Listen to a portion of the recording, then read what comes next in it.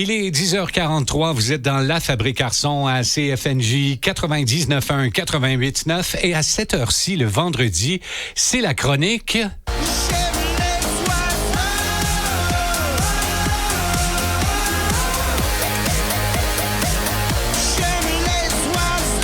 Et puis, il y en a un dans la station qui aime les oiseaux. Vous le connaissez, c'est Justin Lapierre, animateur de Week-end Trad et du 6 à 7 Trad maintenant en semaine, du lundi au vendredi.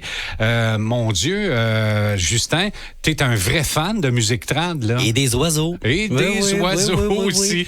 Alors, en dehors de ton horaire de travail ici à CFNJ, t'es un gars qui se promène beaucoup, un peu partout pour observer les oiseaux, les prendre en photo. Tes photos, en passant, sont toujours exceptionnel. Merci. Et puis là, tu es un vrai passionné d'oiseaux et tu viens nous en parler le vendredi, ce qui est un grand, grand bonheur pour nous, Justin. Ça me fait plaisir, Encore Éric. un grand merci de faire ça.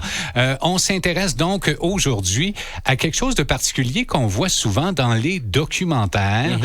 On peut en voir également, si on est un fin observateur, des oiseaux qui ont des espèces de bagues en métal et tout ça. Tu nous parles des oiseaux bagués ce matin. Exactement. Et sais-tu à quoi ça sert ces bagues et ou colliers et ou banderoles, etc.? Est-ce que c'est pour recenser le nombre d'oiseaux? Entre autres, oui. Puis surtout pour faire des suivis des déplacements des populations. Dans des fins scientifiques, c'est pas des décorations. Là. Non, et c'est pas le commun des mortels qui peut effectuer un bagage d'oiseaux. C'est vraiment des scientifiques, des professionnels. Ça prend un permis. Ça prend un permis pour faire ça. Donc, il y a différents marquages d'oiseaux. Et là, on y va avec ça parce qu'il y en a plusieurs. Il y a des marqueurs à l'air. Donc, sur les ailes, parfois, ça peut être utilisé avec les rapaces, les corbeaux, les corneilles. Il peut y avoir aussi des banderoles de couleurs aux pattes. Ce que j'ai observé, c'est la première fois que j'ai vu ça, justement, au Nouveau-Brunswick cet été. Une petite attache, si on veut, après la patte avec un petit numéro dessus. Il y a des colliers également, des colliers qui ne blessent pas l'oiseau. J'imagine que les scientifiques ont réfléchi à tout ça aussi. Là. C'est instauré avec vraiment un processus rigoureux là, scientifique, justement pour éviter, on ne veut pas les blesser non plus, nos oiseaux, là, quand on va faire le suivi. Là. Ça va un peu plus loin que ça aussi, Justin, parce qu'il y a des oiseaux qui peuvent être suivis avec un GPS. Ben oui. Ah oui? Et j'ai une petite anecdote pour toi. En fait, je vais en faire une vite. Là. Il y a un harfang des neiges qui a été repêché par mesure de sécurité, par mesure préventive à l'aéroport international Montréal-Trudeau, le printemps, l'hiver dernier, en fait. Il y a Dr. Guy Fitzgerald de l'Union québécoise de réhabilitation des oiseaux de proie, qu'on connaît plus sous l'acronyme UCROP, qui a récupéré l'oiseau parce qu'elle pensait qu'il était un petit peu maigre, disons. La petite femelle était maigre un peu, là, harfang des neiges. On l'a conservé pendant 2 semaines, on l'a fait bien engraisser pour qu'elle puisse reprendre son vol et on l'a équipé justement d'un de ses GPS, ses émetteurs. Pour suivre ses déplacements. Exactement. Là. Puis, elle était on a pu suivre ses déplacements dans la région de la Naudière, plus précisément à Saint-Barthélemy, et elle a été baptisée Laureen. Laureen, on lui a donné un petit nom. Ben oui.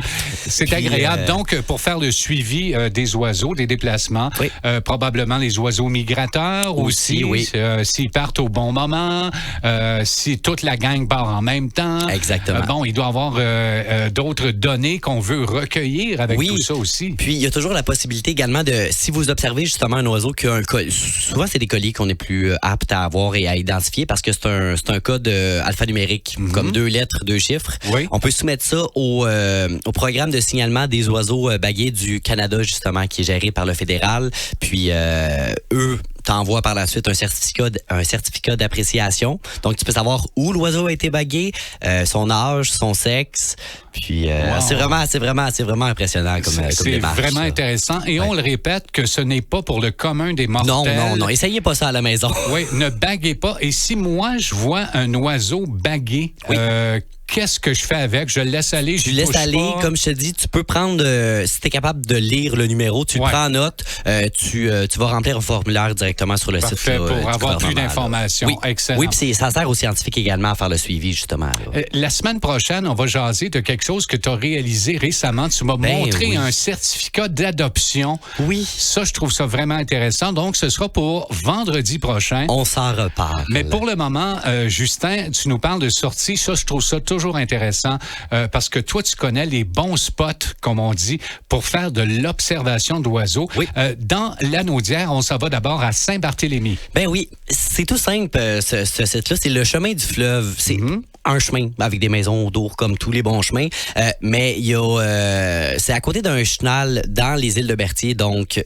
Il y a souvent de la petite sauvagine, des canards, des fuligules, une espèce de canard. Il y a également des rapaces qui peuvent être de passage, évidemment des bernaches, des oies, des échassiers comme le grand héron. C'est facile à faire. On peut y aller autant à pied qu'en véhicule. On roule pas trop vite, on regarde des deux côtés, savoir s'il y a pas quelque chose à voir. Il y a des mangeoires également. Puis c'est un bon site. On passe proche quand on passe par la 40. Parfait. Le chemin du fleuve à Saint-Barthélemy. Oui, c'est accessible également par la montée Saint-Laurent, ça, à Saint-Barthélemy également. Excellent. Donc ça, c'est ta suggestion de sortie dans Lanaudière pour cette semaine, parce que tu en auras d'autres. Oui. Il y en aura d'autres, hein, ça c'est sûr. Du côté de la Mauricie, par exemple, là, on s'en va dans la réserve naturelle de la Pointe Yamachiche. Ça, c'est toute une place. Ah, je sais que c'est pas dans Lanaudière, mais je pouvais pas ne pas en parler, surtout à ce temps-ci de l'année. C'est tout près aussi, Oui, Justin, sorti 180 l'autoroute 40, vous pouvez pas manquer ça. C'est juste après Louisville, là. Parfait. Il y a beaucoup d'oiseaux par là-bas. C'est une belle place pour observer les strididés, ce qu'on appelle, dans le fond, c'est les hiboux. Que ce soit la petite nyctale, on va en discuter la semaine prochaine. Il y a également le Grand-Duc d'Amérique, qui est notre plus grand, un des plus grands hiboux qu'on a ici, là, au Québec. Il y a parfois Nyctale de Tegmalm, une autre sorte de hibou, mais plus petit qu'un grand-duc. Pas mal plus rare, je te dirais aussi. Ça neige en forêt boréale. Il y a beaucoup de... C'est une place de prédilection pour les échassiers. Donc, tout ce qui est les petits limicoles, les petits oiseaux de rivage qu'on va courir sur la plage, là, il y en a un puis un autre là, par là-bas. On jasera peut-être la semaine prochaine, si tu le veux bien, de l'équipement à posséder pour faire de la bonne observation d'oiseaux. On parle de jumelles, appareils photo, et puis aussi de l'équipement, comment s'habiller, comment se présenter. Oui.